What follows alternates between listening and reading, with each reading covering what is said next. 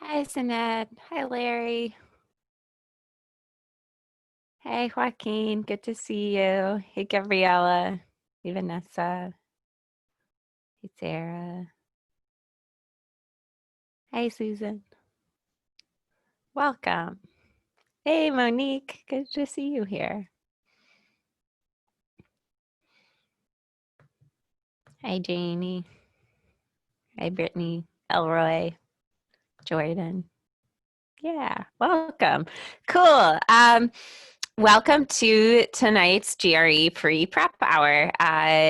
Yay, I'm excited that you are here too. This is great. As I don't know if you guys have seen, but Vanessa has gotten us started in the chat. So I would love it if all of you would come and say hi in the chat. Chat to all panelists and attendees. So you're sharing with each other as well as with me. And just say hi and tell us maybe where you are signing in from tonight. I am in Boston, Massachusetts, or in a suburb of Boston. I normally live in Brooklyn, but I am here with my family and have been here with my family for a long time. Oh, nice. Some other New England, East Coast folks. Monet, my mom is from Houston. I spent a lot of time there as a kid. Seattle, Phoenix, Kentucky, Orlando, Denver. Cool. This is the joy of living online, is that you can all kind of be together from all different corners of the world. Santiago, Chile. I love it. Cool. Jordan, I used to live in Syracuse, New York. So not quite Buffalo, but I have a lot of respect for everyone who manages the winters in central and upper New York. It takes a lot of resilience. Cool. So has anyone here been to a free prep hour before? Hey, Mike. Good to see you. Oh, Janie, you also must be really resilient in the face of crazy winters. I like it. Cool. Jordan has, Larry has not. Either way, hey, Azizet. Today is going to be a little bit different from the free prep hours that I personally normally do. I wanted to do something that would be helpful to folks at sort of any stage of preparation, whether you are just starting out, whether you are really deep into it, whether you are currently in a class studying on your own, whatever sort of place you're coming from. I wanted to talk about stuff that would be helpful. What I want to talk about today is how to plan out a course of study and how to keep on track with those studies, particularly given the fact that most of us are not living the lives that we expected to be living at this moment in time. So tonight's prep hour is going to be a little bit more personal, maybe, and a little bit more focused, less on sort of content and strategy and question type, and more on these higher order of things of like, how do we plan? What do we actually do when we sit down to study? What are some of the more kind of like personal and psychological challenges that we face in doing this? Oh yeah, Vanessa, I'm happy you watched stuff on YouTube. And then I'm hoping, like, depending on how long we spend chatting about this stuff, maybe we'll have some time for Q&A at the end as well. You're always welcome to put questions in the chat. There is a Q&A feature that you can use too. I'm fine with you asking questions either way. So feel free to question as we go along. And then if you have like more questions that are kind of different from the content that we're talking about, we'll hopefully have some time at the end. One of the reasons I really wanted to do this particular programming today is this is stuff that I personally have spent a lot of time thinking about and kind of have grappled with a lot.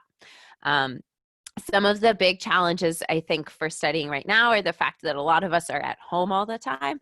We maybe have more free or unstructured time than we're used to, and we're maybe facing a more uncertain timeline in terms of when we'll be able to take a test or take an in-person test, or when we'll want to apply to grad school. So having more time can be great, but it can also be enormously difficult.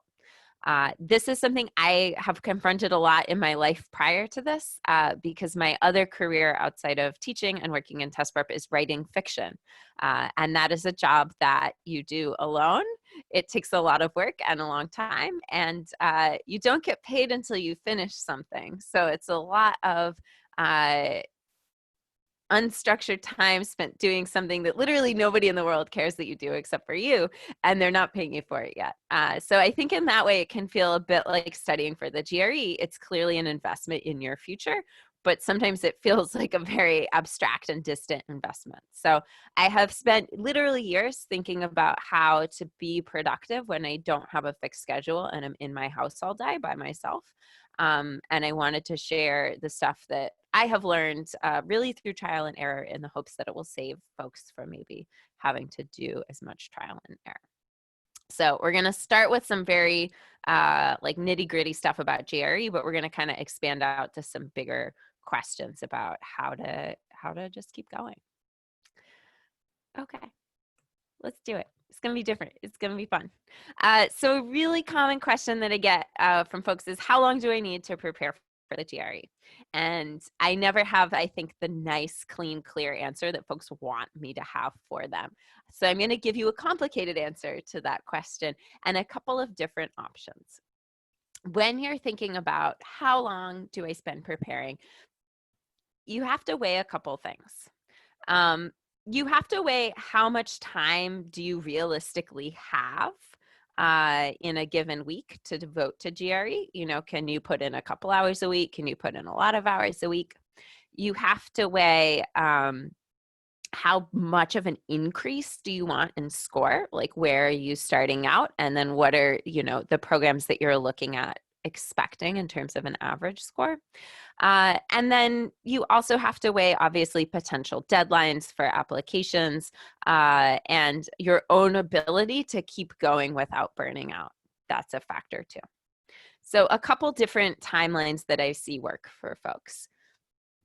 This first timeline up here would be for someone who is maybe looking at about a 3-month process. So if you're like, I want to have the GRE done, I'm just starting out now today, 3 months sounds good to me.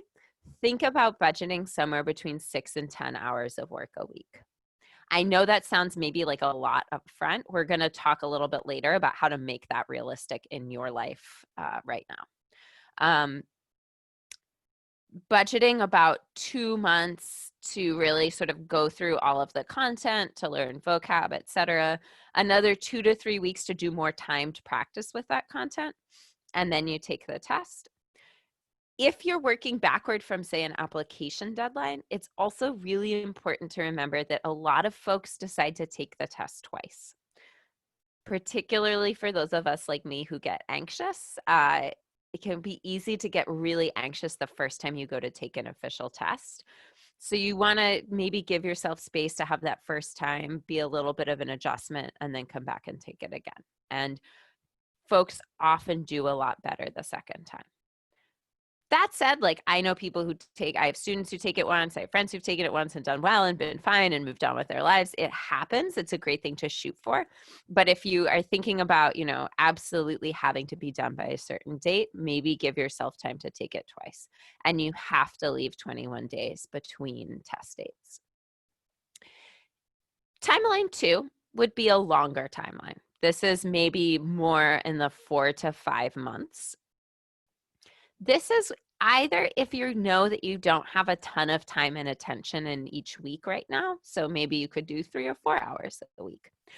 Or if you're in a situation where you're looking for more than a 10-point increase in either quant or verbal or both. That is doable. I see people do it, but it does take more time. So if you're in one of those two buckets, still works just as well as timeline 1, but you're going to need to budget more time.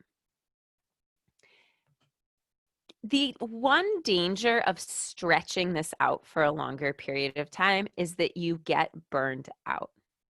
So if you're thinking about a longer timeline, you might want to consider including a break of like 1 to 3 weeks in the middle of this timeline. I'm going to talk a lot more about this idea of taking a break later, because it's something that I think instinctively many of us want to resist. Like, no, I'm going to forget things. valid concern. I want to try and allay that concern because I see people take breaks and have that be really productive all the time. And kind of toward the end of today, I'll tell you a couple of stories about students who took long breaks and had that be an enormously helpful and impactful thing for them. So how long will it take? Depends a bit on where you're starting, where you want to go, how much time you have. Average, I'd say 3 to 6 months. That said, that's an average. Folks do it faster, folks take longer. What's gonna be really helpful in terms of figuring out what your overall big picture trajectory is like. If you are just starting out and you're new to GRE, take a practice test right away. There's a free one on our Manhattan Prep website. ETS has 2 free ones. They're the folks who make the GRE. Most test prep companies will have a free test on their website. My guess is you could use. So lots of free resources. Just go, take that test cold, see where you're at. Don't worry about not feeling prepared. Obviously, you won't feel prepared. It's just to see, like, with no preparation, where are you at? So you can gauge, at the distance between where you're at and where you want to go and make a good plan. If that's a big distance, again, that's okay. I see folks make big gains in this test all the time. It just means you maybe want to give yourself a little bit more time, be patient, but you can get there. And it's good to know that up front. Obviously, then do some research, figure out what are the median scores for the programs that you're interested in applying to. This will likely give you a rough idea of when it might be appropriate to take the test. You don't have to register right away, but maybe put it on your calendar so you have in the back of your mind, like, ultimately, I think I want to be ready by, mid-August. And I'm going to sort of plan backwards from there as I chart my studies. Practice tests provide then often a useful framework for staying on track as you study over that period of time. You should take one practice test right at the start, like I just said, right away. Don't stress about it, just do it. Don't get too hung up on your score. Then if you're just starting out, I recommend waiting 4 to 6 weeks before you take the second practice test. For students who are currently in a course with me or someone else, you'll know that in our courses, we take our second practice test between classes 6 and 7. So that's between 6 and 7 weeks of studying. It takes time to build your knowledge of this content, and then it takes more time to get it solid enough that you can apply it in a timed setting. So be patient with yourself. Give yourself time to review the math. Let it come back to you. Give yourself time to start building your vocabulary, to get familiar with question types in an untimed setting so that you're building good habits without that pressure of the clock. Then once that's starting to get more solid, and that does take time because there's a lot of vocab to learn, there's often a lot of math to refresh on. Many people come to this test not having done math in years and are very successful with the math. It just takes time. So give yourself time to build a good foundation before you start applying that timing pressure. Once you get beyond that sort of initial foundation setting stage, then you might take practice tests more frequently, depending on how aggressively you are studying. So if I have a student who is, say, not working at the moment, and they're mostly, this is their primary focus, or they've taken some time off work to prepare, then I might say take a practice test every week. For students who are studying at a more gradual pace, then you might want longer. Janie, that's an awesome question. It's just about breaking the ice with that. I wouldn't worry too much about your score, especially if you're just 2 weeks in. Often when folks are starting out, it's like, I don't remember any of the math formulas, or I haven't had to do like timed reading in a long time. And I think you might find that just with a little more time to get comfortable with those foundations, your score will go up pretty quickly. Usually when folks start out, there's sort of quick gains to be made just by learning or reminding ourselves of that content. So yeah, like it's just to get some sense of what needs to be done to just honestly break through the anxiety of taking the test and just like make it less, make it more familiar.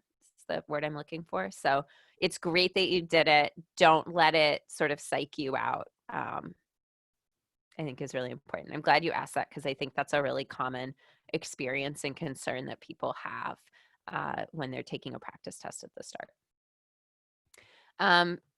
That kind of leads into my next point. Caitlin, that's a great question. I'm going to circle back to you in a second, but that's a great question. And I see a lot of folks in that boat. If you are not facing a deadline like that, start with foundations. So untimed practice, start making flashcards and learning vocabulary. Just get the math content down. Like, don't even worry about solving math problems or GRE math problems. Just think about drilling with the math content and concepts, maybe flashcarding math formulas. Start to get acquainted with what the question types are and what the core strategies are for them. And then read a lot. Like, one of the best things you can do for reading comp is to just read a lot of articles on topics that you don't normally read in. And that just doing a little bit of that every day can be a relatively fun way to add stuff into your studying and build that foundation. Caitlin, for your situation where you have to take it in 5 weeks, I would say give yourself 2 weeks to do content learning.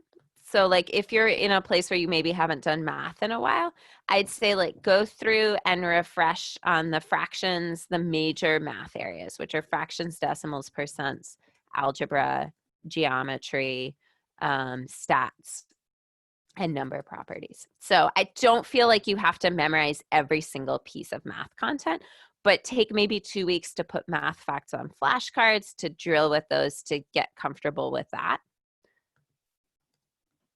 And then I would say at that point, take a practice test, assess what the biggest problems are, and spend maybe 2 weeks fixing those. So you wanna, if you have a limited timeline, think about what are the biggest things I can do to impact my score right now, rather than trying to cover everything and cram everything in, if that makes sense. And so I'd say like give yourself some time just with the content foundations, take that practice test, and then say like, okay, I have 2 weeks to do practice problems and drills to, maybe address the 3 biggest issues from my practice test. Yeah, I do think that would be helpful because that might also help you figure out what content that you want to refresh. Yeah, that's a good point. The prevalence of paywalls.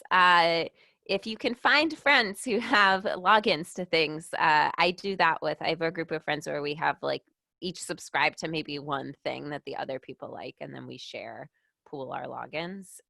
That's one way around it. A lot of places have made coronavirus related content free, but I don't think you should be reading a ton of that for the GRE. A lot of places will also allow you like a few free articles a month, and you could start with those. Those are my best suggestions. I'll think on it more, Jessica, and I'll maybe come up with some better ideas for you later on too. That was off the top of my head. Once you get beyond that initial foundation setting phase, so, Josue, that is an excellent idea. I really like that. Thank you. That's very clever. And so Janie, for you, this might be those last 3 weeks. For other folks with longer timelines, once you're beyond the sort of 6-7 week mark, you're going to start shifting more to thinking about timing. So taking small groups of maybe 5 or 6 problems and doing those timed. You're going to spend more time tracking the mistakes that you make or problems that are difficult. I advise all of my students to keep a log of problems that they've had trouble with, so that they can note patterns and circle back to things when appropriate. And then you're going to be relying a little bit more on your practice tests as a diagnostic tool. So I often think about, at this point in studying, sort of going through a cycle. where you take a practice test, you review, and get, oh, yay. Oh, awesome. People have great reading resources in the chat. I love it. You review that test and learn, kind of identify weaknesses. You work on fixing those, sort of improving in those like 2 to 3 areas of concern. And then when you feel like you've made progress and fixed things, you take another practice test. So practice tests as great assessment and goal setting tools, then taking the lessons of those, doing short time sets to improve, circling back to your practice test. And that cycle can go on for a long time of sort of practice test, identify weakness, fix, practice test, once you get beyond this initial stage of building the foundations. Really important thing just to emphasize, practice tests, great assessment tools. They are not by themselves really effective skill building tools. So a really common mistake, and I emphasize it because I myself have made it, is to start out and take a lot of practice tests really quickly. I think for me, it's magical thinking because I want to be done. And I'm like, maybe if I take another practice test, I'll be at my goal score and I won't have to study. It doesn't ever work that way.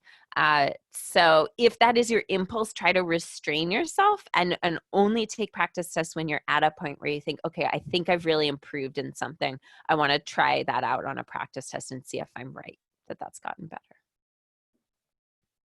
So that's some big picture stuff.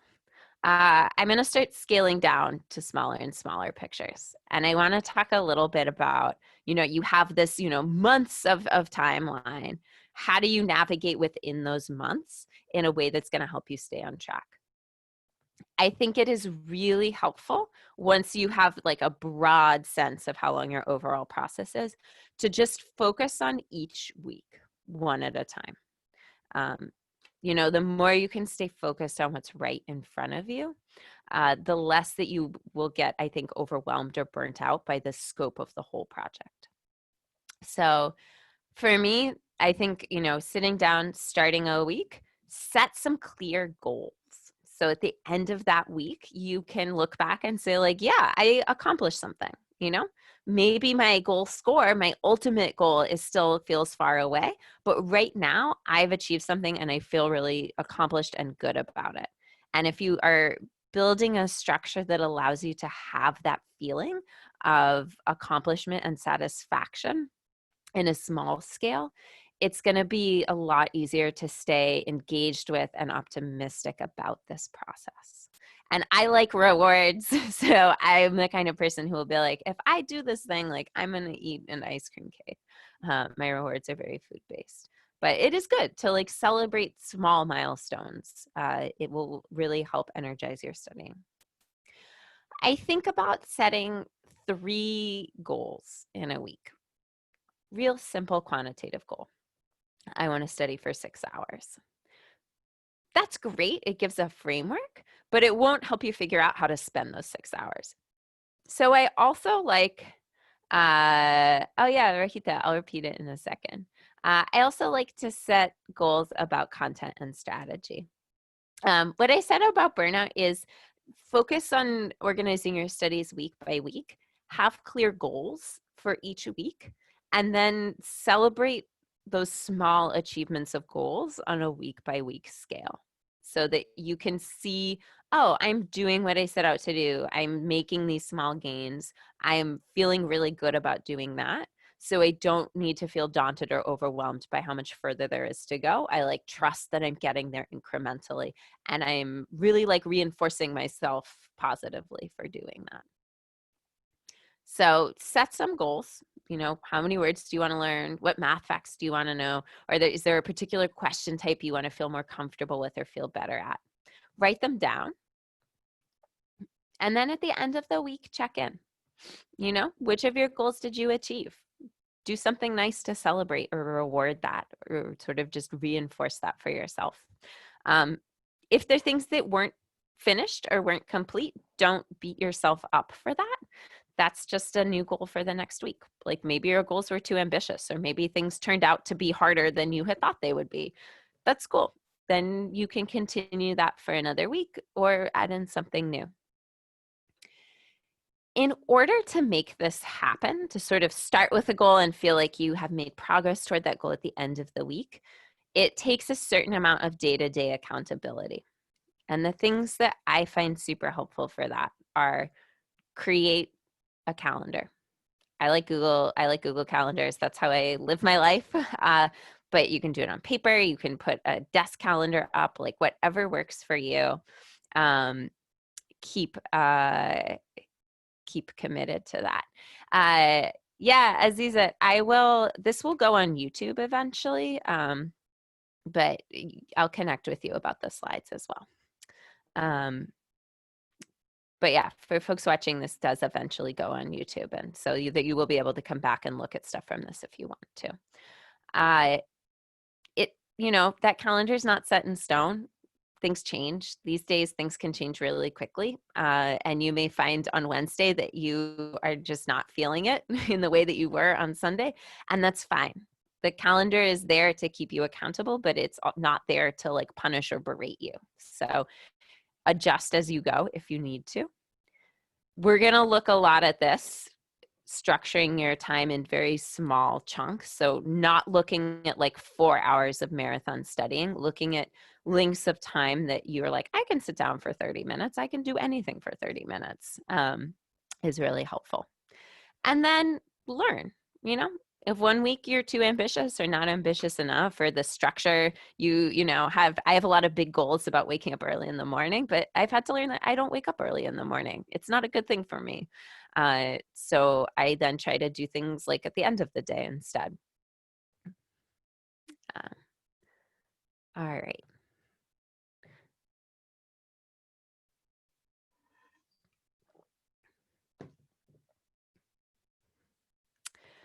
This is an example of how you might structure a study session, a week of study. This is over 14 hours, so this is a very ambitious schedule, but it's worth noting that aside from a practice test on Saturday morning, there is no single chunk of time and a class here. But there's no single chunk of time that's longer than an hour and a half. Instead, there's multiple short sessions in each day, and then some days where you're not doing all that much. That's really important too.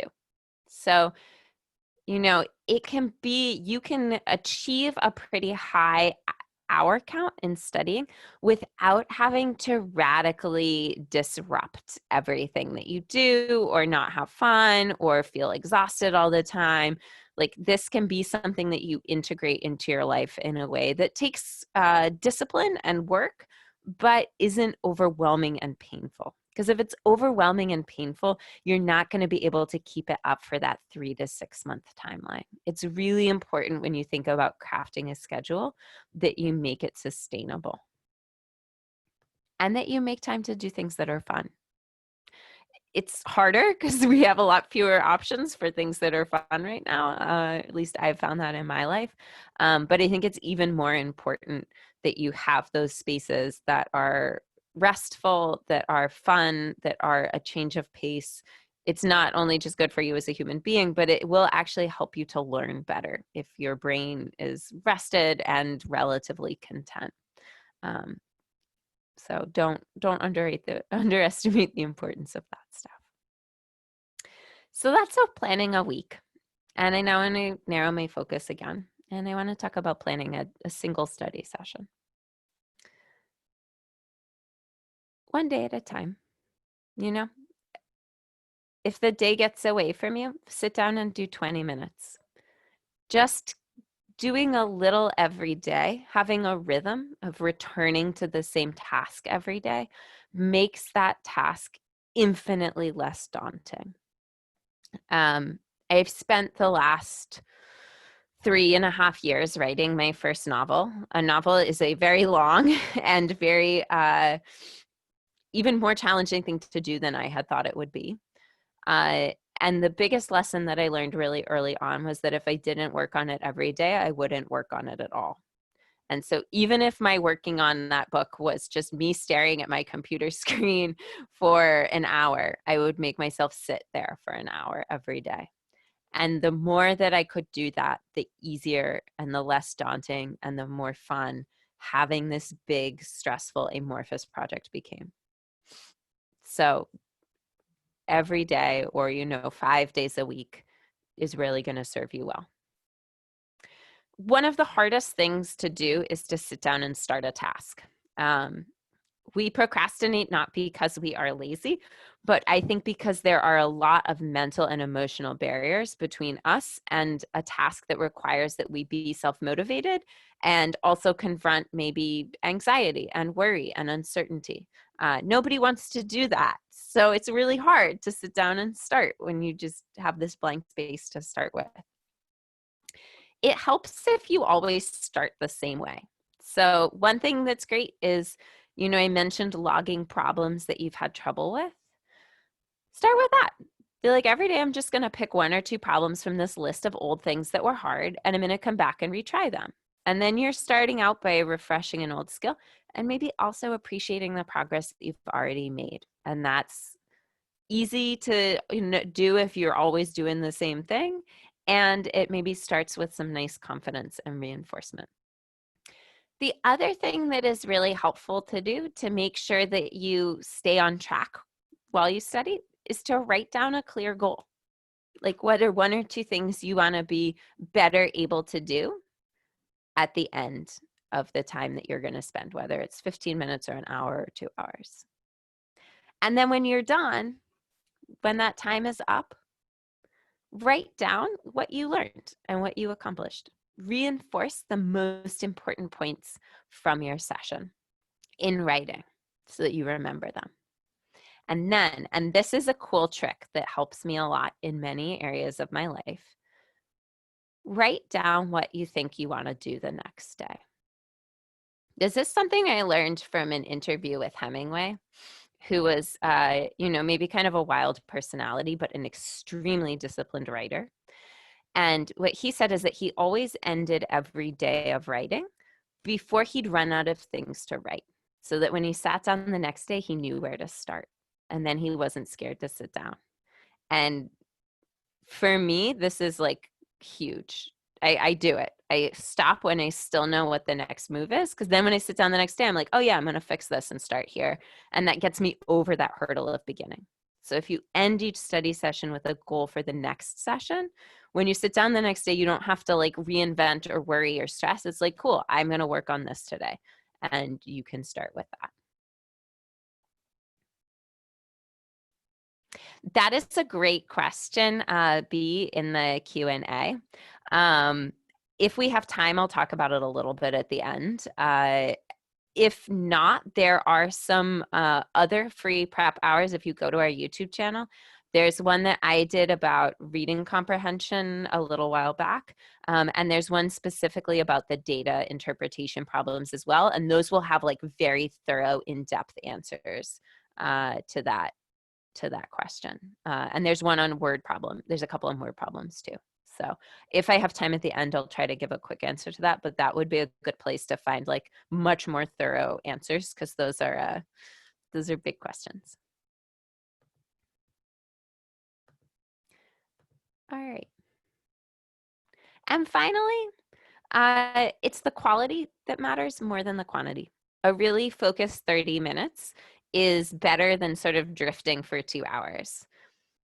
I think all know this, but it takes effort, and it takes kind of a real discipline with yourself to live this, to say like, okay, I am not actually that focused right now. I'm not accomplishing that much. Some days that's going to be what it's like. Like, we're not all feeling great. We're not all feeling clear-headed. We're not all feeling energized every day, especially not right now. So if you sit down, oh, Joaquin, I'm going to tell a little story about that at the end.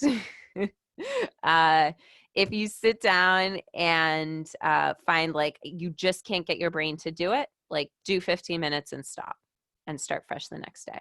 Like, do your best to have really committed, focused study time, but also be willing to let yourself off the hook if that's not going to happen, and sort of live to paddle the test another day.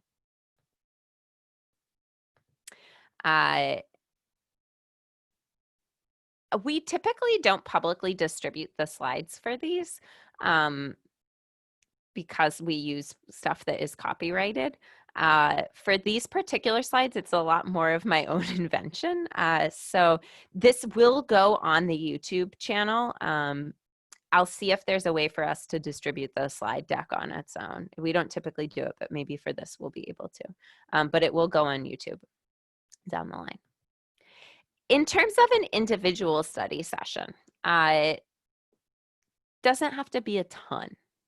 You know, like if I have 30 minutes, I may be thinking about doing 5 to 10 problems, 10 at most, so that then I have a really thorough time to review. And I'll talk about what I mean by review in a second. If I have an hour, I might also add in some reading on content related stuff. I might also add in a little bit of flashcard time. So within 30 minutes, I'm probably doing like one kind of task. If I have an hour, I might mix up a couple different kinds of tasks in a study session. Short and frequent, we've talked about that. Make an effort to always learn a larger lesson from every problem. So when I say review problems, a big part of problem review is to say like, okay, what does this problem teach me about the test? Is there a new habit I should build? Is there a pattern I should recognize? How can I use this problem to get more problems right in the future? Super, super important. And so you want to, have enough energy and attention as you're studying that you can do this kind of higher level analysis. And if you're feeling too tired or anxious to do that in a given moment, just step away and take a break. Come back when you're fresh. And finally, especially if you're studying for chunks of like an hour or more, alternate between activities. Within an hour and a half, I might do 3 30-minute blocks of different things. A, it'll keep you from getting drained and burnt out in that hour and a half. And B, that's what the GRE asks you to do. They ask you to transition between topics a lot. So make your studying GRE-like. All right. So that was my like big, medium, small picture. I want to now get a little bit more into the like abstract feelingsy side of it. And I want to talk about staying motivated, preventing burnout. There are going to be ups and downs.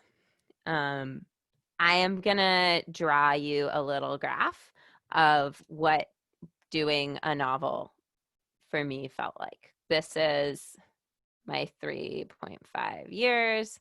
This is feeling absolutely awful about it. This is feeling amazing about it. It was like this. I think studying for the GRE is similar. You're going to have days where you're like, yes, I'm getting it. I'm learning. It's great. I'm getting better. And you're going to have days where you feel like you're hitting your head against a wall. Those days when you feel like you're hitting your head against the wall, I know they don't feel great. They're actually often a good sign. Learning stuff is really hard. Like, it's really hard to learn a new thing, especially if it's not related to much of what you do in the rest of your life. And like, unless you are me teaching test prep, most of us don't spend a lot of our lives with standardized tests. So if it feels hard and like a struggle, that's often a good sign that you are on track, that you are learning. Even if you don't get results right away. Sometimes I find I struggle for a long time and then I have a big breakthrough.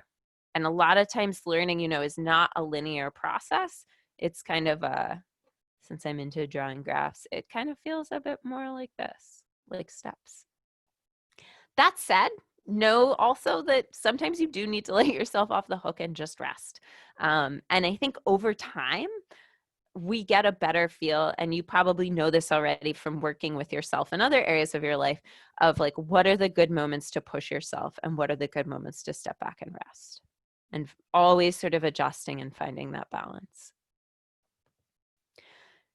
I've said this before, but I'll say it again because it's important. Set up a big picture framework for yourself at the start. Like, I want to be done in September, but then take it week by week. Focus on, what am I doing today? What am I doing this week? What are the immediate goals that I'm making progress toward? And I'm going to celebrate those. Don't, from time to time, check in with the big picture, but don't let that looming prospect of a big distant goal make the daily work feel stressful and oppressive. Because then it's just horrible. It's just really painful. So to the extent that you can, just focus on what you're going to do today and on doing as best of a job with it today as you can. The other thing that really helps, yeah, that's a great point. I'll circle back to that a little bit later if I have time on reading comp. The big thing for reading comp, and this is actually a great thing for studying in general, as you study, particularly as you practice reading comp, make sure that you are really noticing where your attention is. So the goal is not to never have our minds wander. It is inevitable that our minds will wander. The goal is to be able to immediately notice when your mind has wandered and to recall it. So with reading, just first building awareness of where your mind wanders, then building techniques to recall your attention when it does. Doing mindfulness exercises is also enormously helpful, especially for reading. So that could be something to look into too. Final thing that helps is to have other people in this game with you. Who do you know who's good at pep talks? I have a list of like 3 or 4 friends who I know can talk me off the ledge when I have totally despaired of this book project. And they do it, and they're great. And I text them and I call them, and I feel kind of guilty about asking them for that, but I also need it, and I try to return the favor in other ways. And they're your friends and your family and your community. They want to help you. So enlist other people who you think will be helpful, and lean on them when you need it to help you stay motivated. If you have friends who've done a test like this, maybe see if they can be an ally in this process as well. Or someone who just makes you feel accountable. Like, I have certain friends who I'm slightly scared of. And so sometimes I help them, they help me set a deadline for something because I'm intimidated enough by them that I will do it. And that can be helpful as well. Final thing is keep sight of the very, very big goal. Like, we all take these tests so that we can go to grad school. I took this test so that I could go to grad school. And we go to grad school because we want to make a change in our lives or accomplish something new or kind of move a career forward. So standardized tests by themselves are not that fun. I don't think they're that fun. I wish nobody had to do them. But I like teaching them because I feel like hopefully I'm helping people reach some bigger, broader, more exciting goal. Keep that big, passionate, exciting future goal that you have in front of you as you study. I love to print things out and write them down and tack them above my desk and look at them to remind myself when I'm in the weeds that even if this feels like stressful and difficult and maybe kind of petty today, it is a small thing in the service of something that I am really passionate and excited about. And that also helps me stay energized through a long and difficult process like this.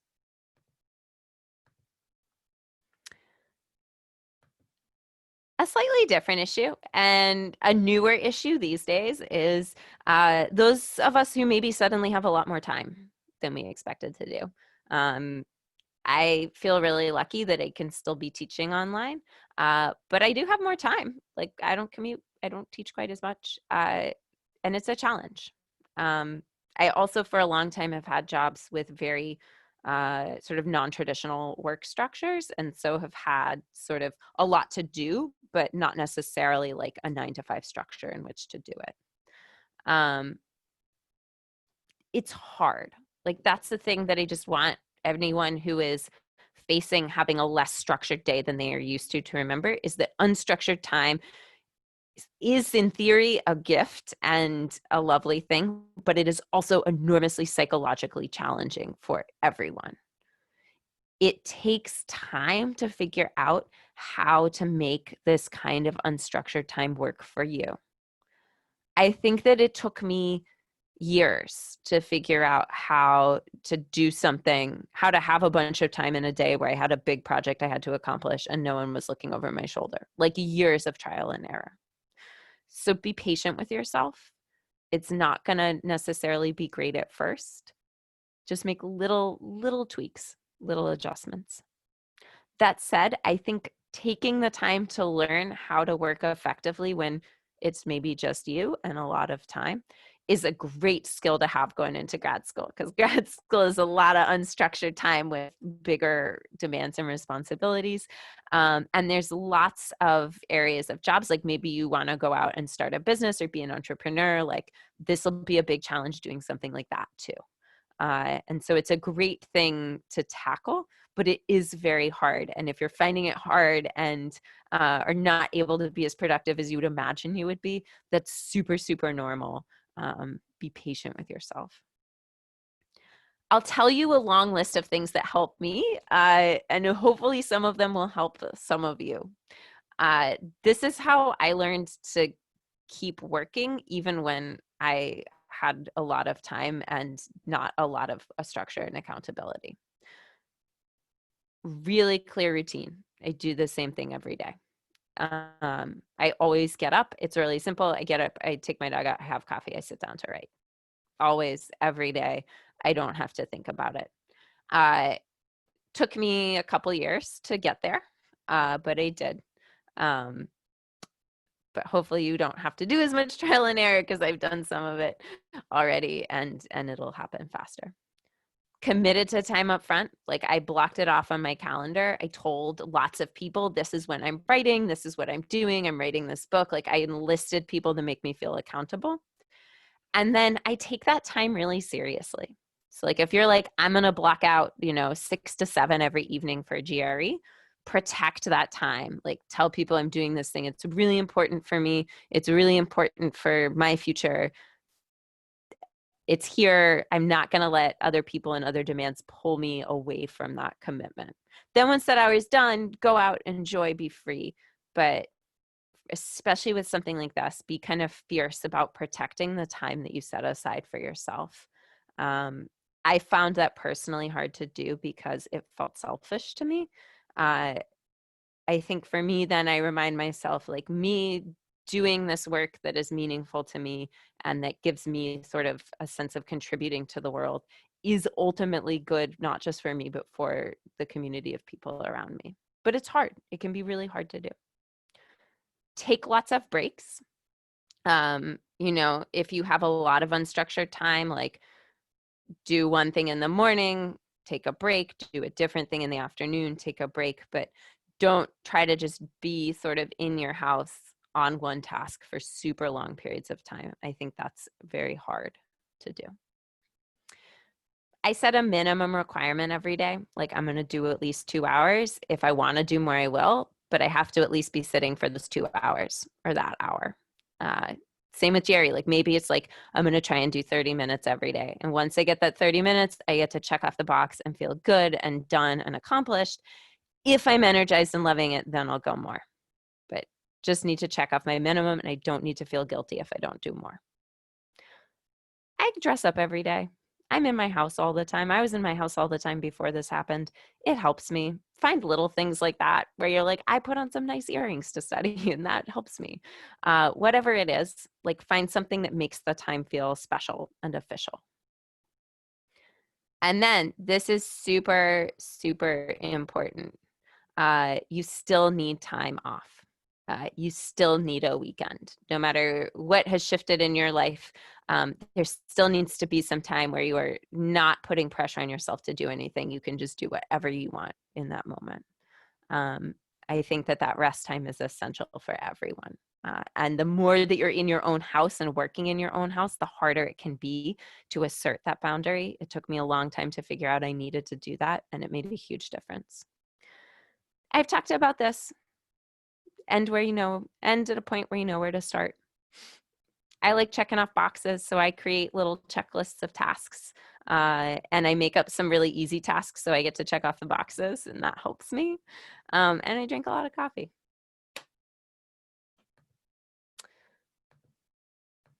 All right. Final thing, and then I want to actually kind of hear what thoughts folks here might have to share with each other and maybe do some questions. I used to joke that I was going to get it will take longer than you think tattooed on my hand, because that has seemed to be for a long time the theme of my life. Like everything I was trying to do took months to years longer than I thought it would or wanted it to. That's okay. Things happen. It's okay if you end up having a much longer timeline with this than you expected to. For me, it's helpful to just kind of admit to myself at the start of something that there is a possibility it takes longer for all different kinds of reasons. And I want to just tell you a couple stories about times when things did not go according to plan and worked out. So when I applied to grad school the first time, I did not get into my first choice school. I was very disappointed. I really had my heart set on it. I didn't want to go anywhere else if I couldn't go there. So I waited a year and I worked super hard and I applied again, and I did not get in the second time. And at that point, I kind of just needed to do something. So I went to a school that was not my first choice, but that ended up being a really, really great fit for me. And that led to a lot of really great things in my life, both personally and professionally. And now looking back, like I would not make a different choice. So just to keep in mind, whatever your plans are now, they might change. You might want to change them. You might have to change them. And that will be okay. You will find a way to make this balance between your own will and what is sort of able to happen in the world, something that is rich and productive for you. I see this happen to students a lot, where someone starts studying with a plan and things happen. Things happen in their personal lives. Things happen in their jobs. They have to move. I just see people get disrupted. And then I see people do amazing things where they maybe step away and have to reconfigure a lot of stuff in their life. And then they come back and they do awesome. I had a tutoring student who I worked a lot with, who was working really hard and not getting the score she wanted. And then she had sort of some big disruptions in her personal life, and just it was really hard for her to keep studying through that. So she stopped and she took a break. It was supposed to be for a couple months. It turned into a year. She came back a year later. She had kind of, done a lot to sort of process what had happened in her life and was in a much better place with herself. She studied really hard for a month. We met a couple times. She got a great score. She got into the program she wanted to go to, is super happy. That's an extreme case, having to take a year off. I often see it on a smaller scale, like someone gets burnt out, they take a month off, they come back, and just having taken time off and reset and re-energize translates into real gain. So maybe they need to brush up on a couple of formulas, but a lot of times their overall performance is much better. Breaks are enormously powerful. I thought I was going to have my novel done by the end of 2017, and then I said the same thing in 2018, and then I said the same thing in 2019. I finished it at the start of 2020. I was very close to sending it off into the world, and a couple weeks before that was set to happen, this pandemic happened, and that industry is now kind of ground to a halt. So that's my personal story about having a timeline that I was very attached to and really cared about, that then ultimately got derailed by the world. So I know it's really hard to really want something and to really want a certain plan and have it not happen in the way that you want. I love that. I think that's a lovely quote. And that's something that I come back to a lot, and that I would urge you guys to come back to if you hit these moments of feeling like it's not going to work out, or it's not working out, or things have come up that you didn't foresee that you feel like are putting you off track. think of those times in your life when you've had setbacks and you've been resilient, and remind yourself that you are a super resilient person who can persevere through this. But then also think about the times in your life where ultimately things have been better. My book is a better book because I finished it in 2020 and not in 2017. Like, taking a lot more time than I wanted to has made it better. Not getting into my first choice grad school the first time around, like, that's worked out. Never getting into my first choice grad school actually has worked out really well. I'm super happy with how it's gone. I didn't see it that way at the time, but reminding myself that I've had that experience in the past and it has been okay is really helpful. So if you find yourself in those shoes, remind yourself of your own resilience and of the fact that a lot of times we end up in a place that we really like, not by the means that we thought we would take to get there. That's been sort of one of the nicest surprises of my life, is that I haven't done what I planned to do, but I really like what I've ended up doing. Trial and error. All right. So like I said, today was a little bit more personal and a little bit more like in the ether, but it felt like what I wanted to do. And I hope some of it is helpful to some of you. I'm really curious if anyone has had things in studying that have been helpful that you might want to share with each other. Like, anyone have ideas about how to stay motivated, how to study when you're home all the time? If there's great advice you've gotten from people about this that you want to pass on. I loved some of the fun suggestions about reading comp resources. So we have about 4 minutes left. If you have questions, please ask, but also share some tips with each other if you have them.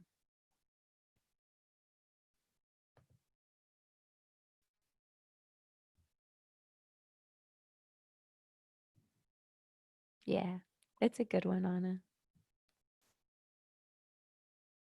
I find it hard to do. I have to practice that one a lot. Yeah. Yeah, like, this is maybe not the time to feel like we have to produce and accomplish a lot. It's maybe the time to sort of chip away slowly at things. I'm really happy that's been helpful. Yeah.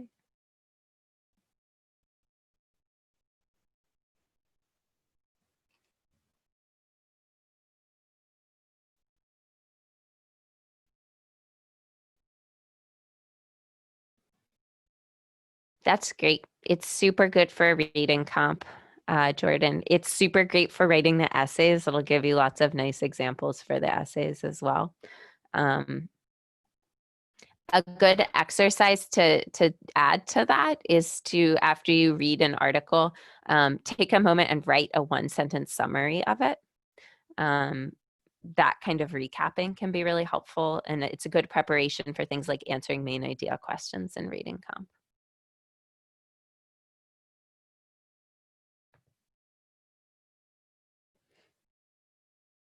Yeah. Yeah. And make stories like that yourself too. Oh, Gabrielle, I love that. That's so great. That's such a good idea. Um, and it's great that then you can, like, not only hold each other accountable, but like uh just reinforce that being around each other all the time. That's super great.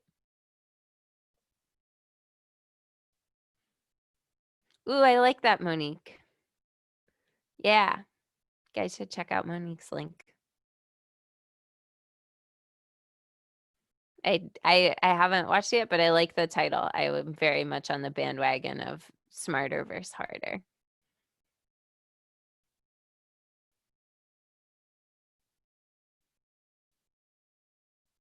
Oh, I like that.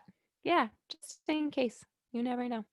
Finding those little spots in the day that you don't normally use and fitting in like tiny bits of studying is really helpful too. Um, ooh, I like that. That sounds great, Jessica. I might check that out. Yeah, like learning how to learn is really an art and a challenge and takes a lot of practice. And oh, I'm gonna take a look at that. I want to actually do my next free prep hour on like how to learn math stuff, so I might check out that course and see what I learn. Ooh, I like the TED Talk transcript too. That's really clever. Yeah, Savannah, that's great. That's a great tip. Like the more you can make things personal and relevant to you, the faster you're going to learn them. That's super clever. Yeah, yep.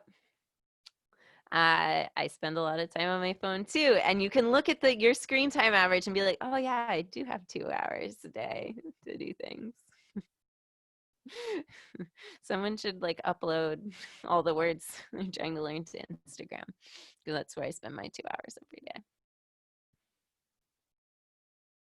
Yeah, that's a great one. What was the one we were talking about the other day? Anki.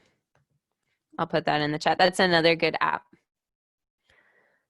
Zanette, that is an involved question to answer.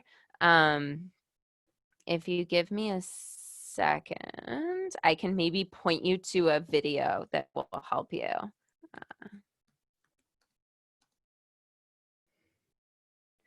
Oh, that's a great, Jordan, you have so many good tips. I am loving this.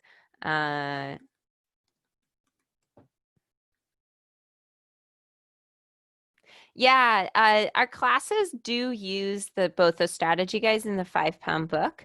My big tip with a 5-pound book is that the chapters start easy and get extremely hard.